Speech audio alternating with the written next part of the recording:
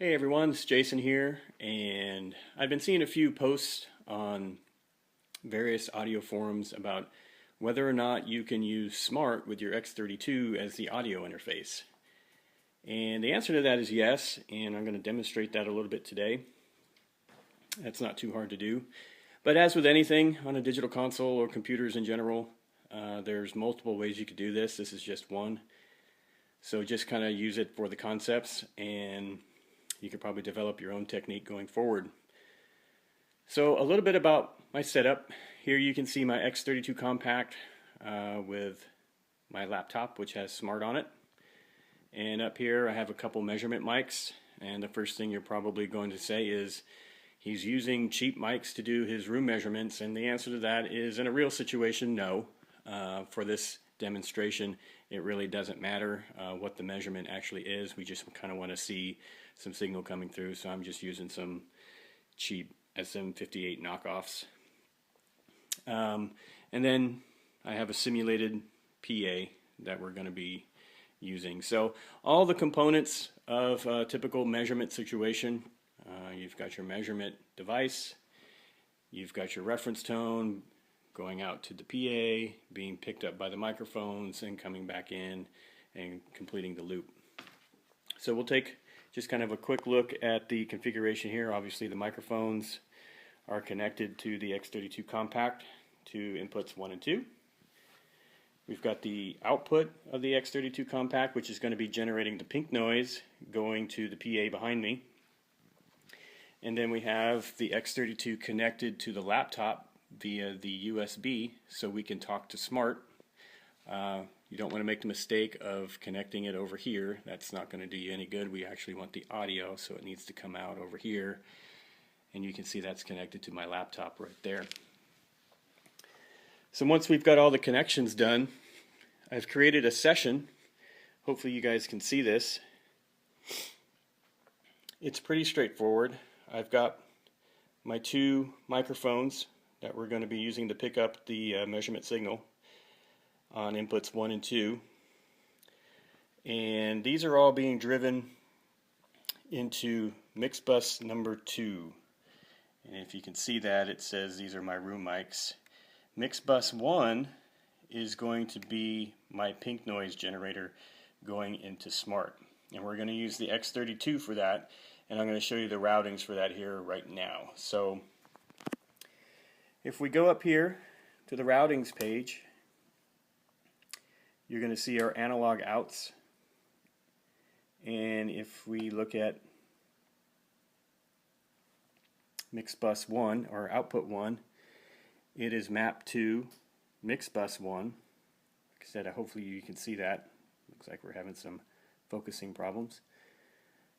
And it's post fader, and then mix bus 2, or excuse me, output 2 is mapped to mix bus 2, also post fader.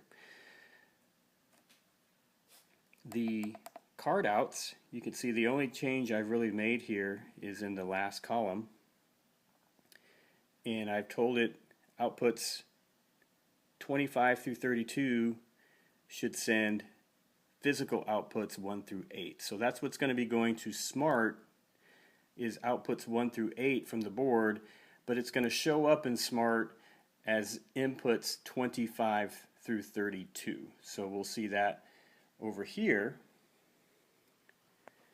So here on my laptop, you can see that the X32 compact is connected. Well, at least I hope you can see that. There we go.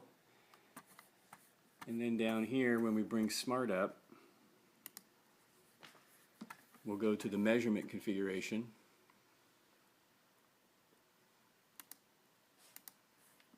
And you can see in my default transfer function, I'll get a little closer on here. Right here it says measurement signal, Behringer, and channel 26. Right, and it's 26 for my measurement signal. My reference signal is 25. So that comes back to over here when we sent the outputs 1 through 8, starting on 25 and 26, and that maps back to here to the mix buses, right? So this is basically showing up on 25, and this is showing up in 26 in SMAART. So hopefully that was clear. But if we go back to SMAART now, our configuration is good. And what we can do is actually generate a test tone. So to do that, we're actually going to use the X32.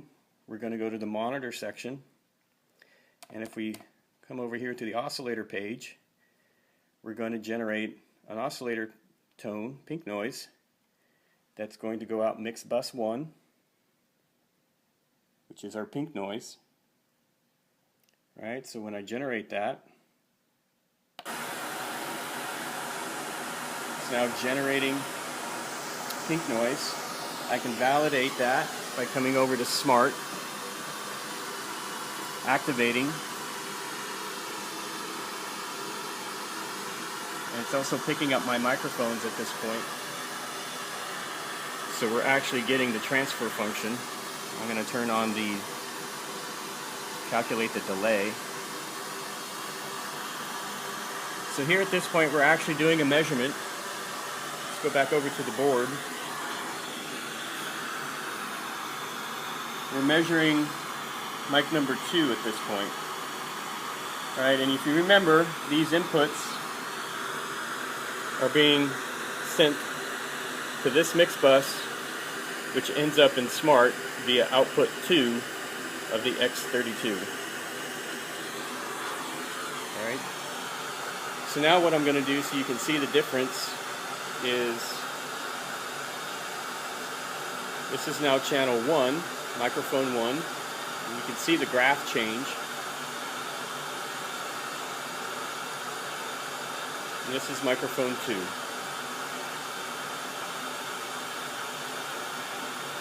Microphone 1, microphone 2. Very small change, but you can definitely see it.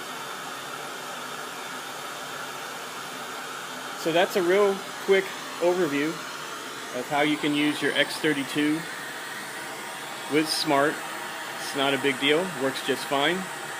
I hope this video was useful.